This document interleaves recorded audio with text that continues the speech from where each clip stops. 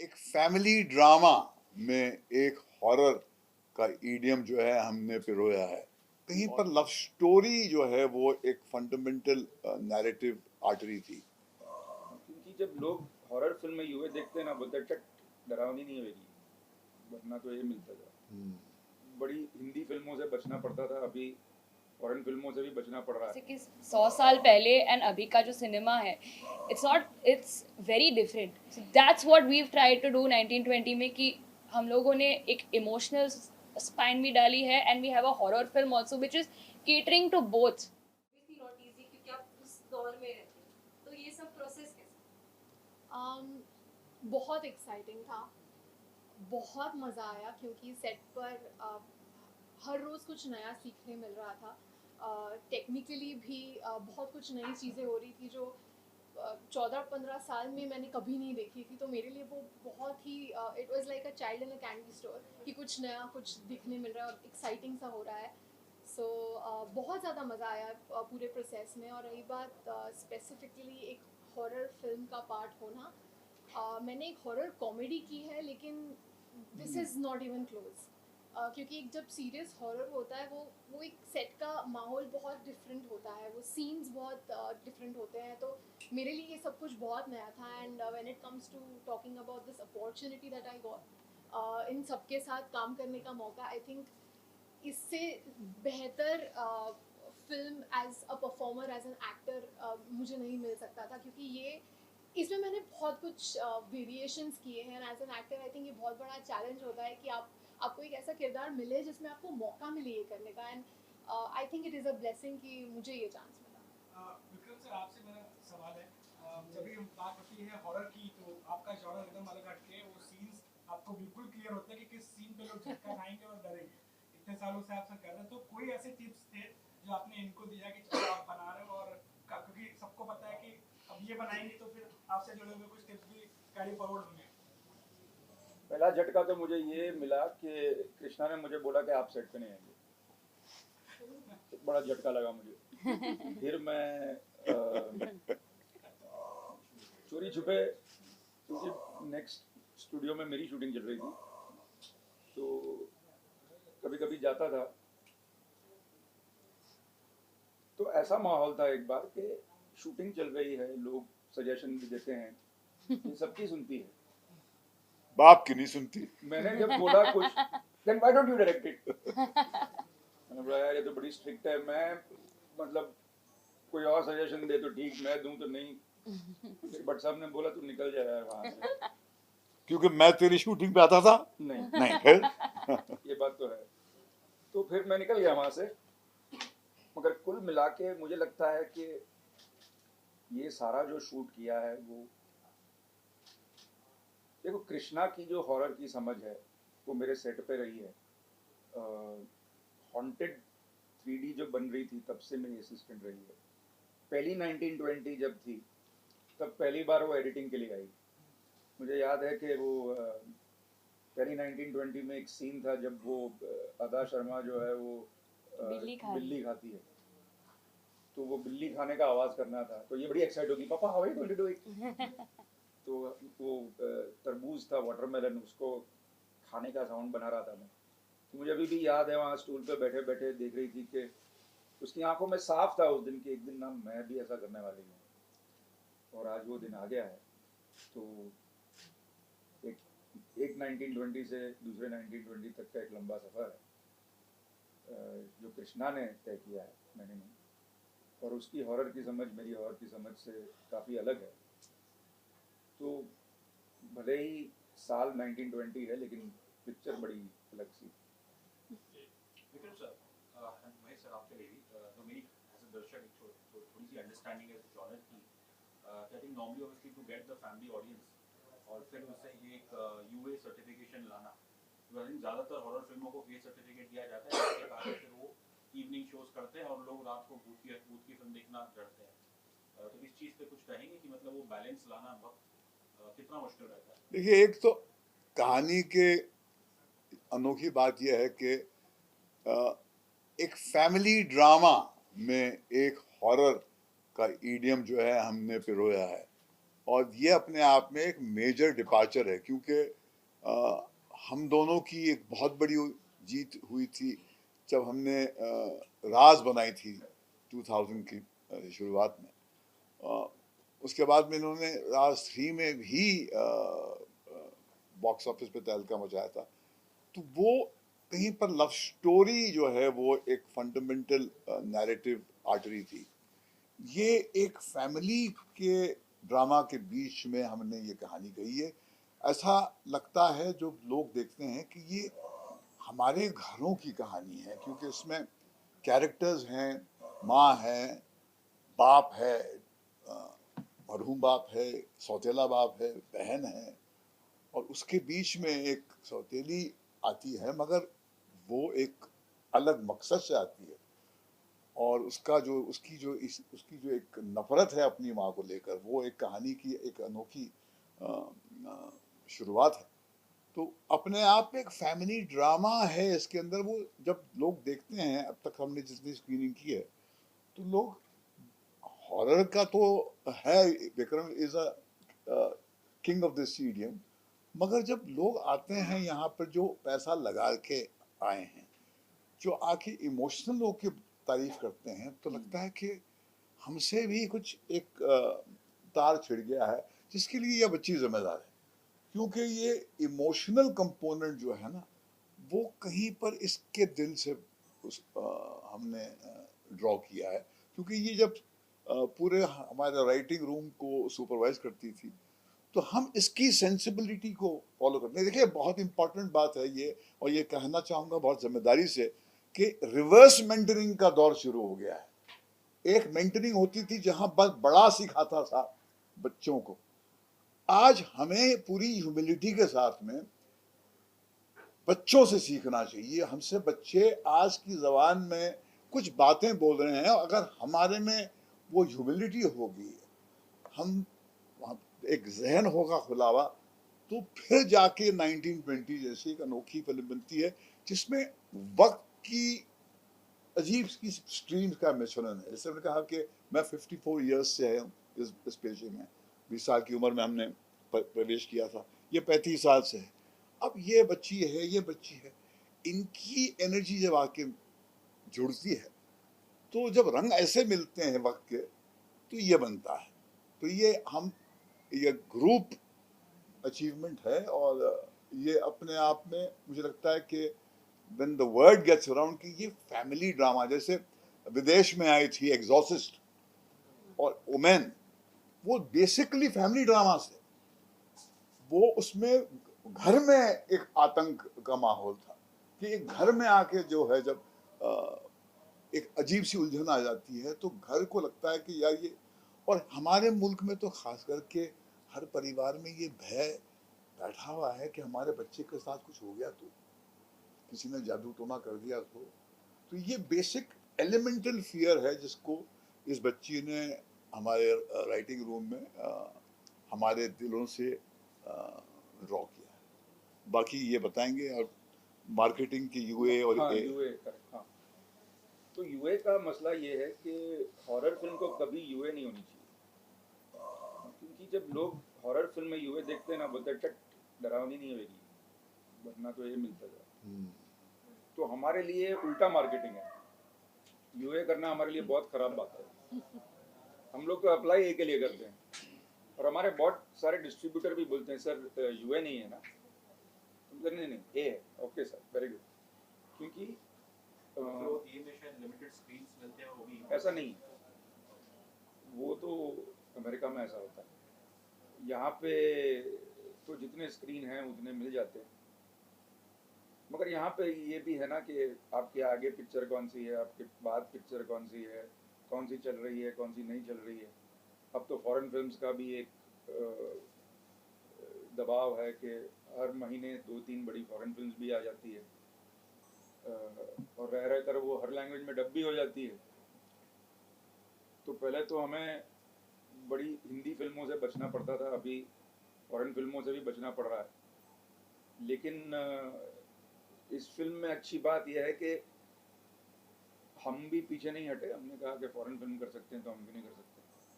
तो हम भी आपने जैसे वहाँ पढ़ा है तमिल में भी रिलीज़ करेंगे, तेलुगु में भी रिलीज़ करेंगे, भाईचारा बढ़ाएंगे। तो बाकी लोग करेंगे तो हम पीछे तो हटेंगे नहीं। तो ये है, यही सवाल था दे दे के।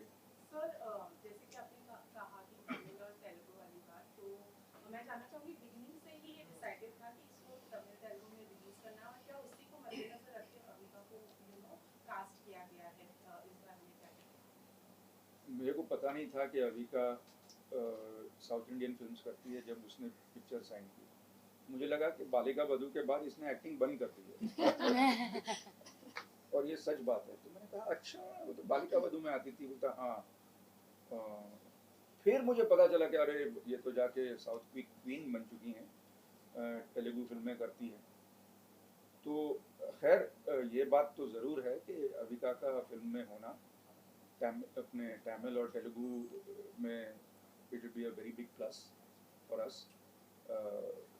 लेकिन मैं तो ये फिल्म हर लैंग्वेज में रिलीज़ करना चाह रहा था, लेकिन वो टेक्निक अभी तक हमने प्रॉपरली फाइनलाइज नहीं की है। लेकिन बहुत जल्द आप देखेंगे कि हर फिल्म हर लैंग्वेज में रिलीज होगी। कृष्णा, महेश सर ने obviously बहुत खूबसूरत से कहा रिवर्स मेंटरिंग। तो as a young film maker, एक युवा फिल्मर के बतौर पे आप how do you think the youth perceives horror in India and also the international markets? Good question. Very good. You know, I think that every generation perceives a film in a different way. I think as you grow, cinema is also growing. जैसे कि 100 साल पहले and अभी का जो cinema है, it's very different. जब I had seen a show, a horror film, जो मैंने I think देखी थी कोविड के टाइम, and वहाँ मैंने देखा कि while there is a lot of horror, सिर्फ horror नहीं है. There's also a story, there's also emotion, there's also a mother-daughter, a father-daughter, a sister story. तो I think कि जब हम लोग वो when we imbibe, an emotional spine in a horror film, you add to it. You don't ever subtract from the story. So that's what we've tried to do 1920 में कि हम लोगों ने एक emotional spine भी डाली है, and we have a horror film also which is catering to both the sensibilities. Outside obviously your own family, which are the horror films which have sent a chill down your spine? I think there is one show that मैंने देखा था. It's called Exorcist. जो Exorcist film पे निर्भर थी, पर it was so scary and so emotional at the same time कि that was when I realized कि a horror film and an emotional film can be made into one. It's not necessary कि दोनों को separate रखना चाहिए. आज कहीं लगता है कि जो फीचर ड्रामा है, फीचर हॉरर है, वो थोड़ा आगे आ गया है, obviously aided by technology. और शायद whether it's dinosaur, any other crocodile or meg. Yeah. चीज़ तो कुछ कहेंगे आप? Yeah, see, that is because a creature can also make you feel scary. It is also make anything that makes you scared is horror. Actually, I think अगर कोई alien attack हो रहा है या कोई creature आपके पीछे भाग रहा है, as long as it's a threat to your life, it's scary. And I think that is good कि cinema is growing enough that we are kind of experimenting with different kinds of horror. Otherwise, cinema काफी boring हो जाता है, So it's a good thing, I feel. ये genre का बड़ा tough face से गुजरा है पिछले कुछ लास्ट डेकेड में। उनकी जेलस victims were है, just as a viewer I feel it's very tough. I think एक दौर था obviously रामसे परिवार थे, वही करते थे, और फिर I think you guys revived it, and thank you so much for that. Thank you. Thank you. Thank you so much. Personally, I feel this genre has a great recall value. I think India में शायद इतनी films मेरे ख्याल में as Vikram बार एक ही बात कह रहा था मुझे कि ऑडियंस को हॉरर जॉनर से ये यकीन हो जाता कि एक एक्साइटिंग कंटेंट देखने जा रहे हैं, और जब आप एक एक्साइटिंग एक्सपीरियंस प्रॉमिस करते हैं और उसमें एक स्पेक्टेकल, जो कल तक तो सिर्फ स्टार्स कास्ट जो होती थी इस फिल्म में, जो बहुत बड़े स्टार्स होते थे, उनको लेकर ही आप इस किस्म का एक वातावरण, माहौल, इस किस्म के सेट्स, इस किस्म की स्पेशल ग्रैंडियर जो है, thanks to the technology that now is accessible to the talent of today, कि ये 1920 में जो एक marriage है of the latest cutting edge technology of Unreal Engine and I think that combined with a very basic earthy horror story with the family, क्योंकि देखिए तमिल और तेलुगु की ऑडियंस बहुत ही क्लियर है। इस तमिल फिल्में जो हैं वो बिल्कुल हमें जहाँ पर कथकली भरतनाट्यम का एक एक ओवर द बोर्ड जिसको सटल सिनेमा वाले बोलते हैं, वो इसके नज़दीक नहीं आते अगर वो रूटेड नहीं होता। तो I think it's rooted in the family and it has got spectacle. तो I think that's a deadly combination. हम अपॉलोजेटिक महसूस नहीं कर रहे थे जब आप लोग देख रहे थे, नहीं तो लगता है कि आप कहाँ छोटी फिल्म देखने आ गए हैं, मगर आपको देखते हुए लगा कि ये कुछ खुला खुला सा है, ये it's a big frame, it's a larger than life frame. तो जब एक स्मॉल टाउन में 2 टायर शहर में आप एक 5 स्टार होटल खोलते हैं at a price which is affordable, that becomes a very major attraction. It can't be only restricted to the metros where the high class elite can afford it.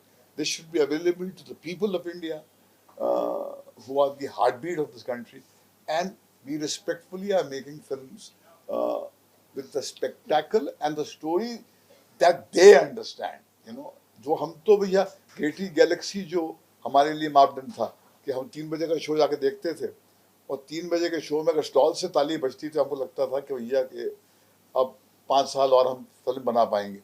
तो कुछ इस sensibility को हमने अब बिल्कुल अनअशेम्डली approach किया है, और हमको लगता है कि we have hit the bullseye. But साहब मेरा सवाल, जब रात से जो हॉरर फिल्मों का सिलसिला शुरू हुआ सबसे लगातार चली आ रहा है, तो ट्रिक पॉइंट क्या था, कब लगा कि आपको इस जॉनर की फिल्में बनानी चाहिए? देखिए, मरता क्या नहीं करता, कोविड ने लाके बिल्कुल शमशान घाट के दरवाजे पे खड़ा ही कर दिया था। ऐसे में इस बच्चे ने जाकर अपनी जादू की छड़ी निकाली, बिल्कुल अनरियल इंजन। अब हमारे खुद ऑफिस में जो हमारे जो सीनियर कलीग्स थे उनको भी डाउट था कि ये क्या बोलता है विक्रम, ये बोली क्या है। We are very change ours, हम चेंज को इतने वायलेंटली अपना हेट करते हैं कि हम दो एक बहादुर कोई व्यक्ति होता है वो क्रीज से निकल के खेलना चाहता है, उसको खेलने ही देते।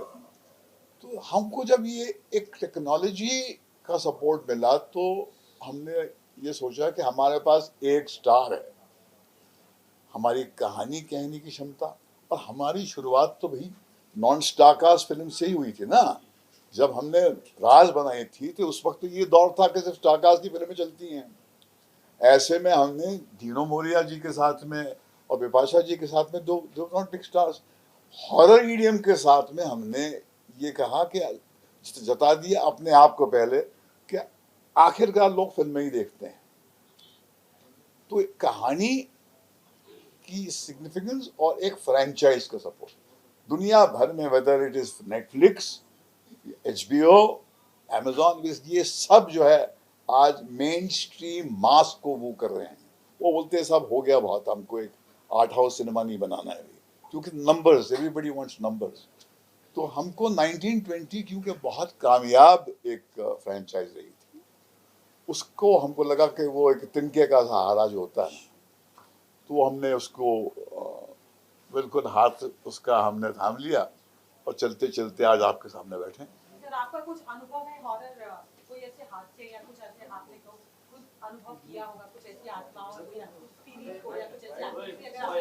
एक सेकंड होल्ड करना, एक सेकंड जाकर पीछे देखो ना। यस कम जाओ आप लोगों का अनुभव नहीं, मैं ये जरा खामोश। हाँ, आपका सवाल जरा। हॉरर अनुभव आपको हुआ, कोई ऐसे डरावना अनुभव जिंदगी में, क्योंकि इतने स्टार आपने देखे हैं जिंदगी के, तो कोई ऐसा डरावना मोमेंट आपने अनुभव किया होगा कभी जिंदगी में? कोई बात 1920 हॉरर्स ऑफ द हार्ट है लाइन। मुझे वो हॉरर जो है ज्यादा उससे डर लगता है जो हमारे घरों में एक द्वंद्व जो चलता है, आपसी रिश्तों में जो हम एक दूसरे पे जुल्म बरसाते हैं या हम घर में दरारें देखते हैं, तो वो अपने आप में मेरे लिए वो हॉरर है। बाकी एक लार्ज सेक्शन ऑफ ह्यूमैनिटी है जो ये अननोन से बड़े डरती है।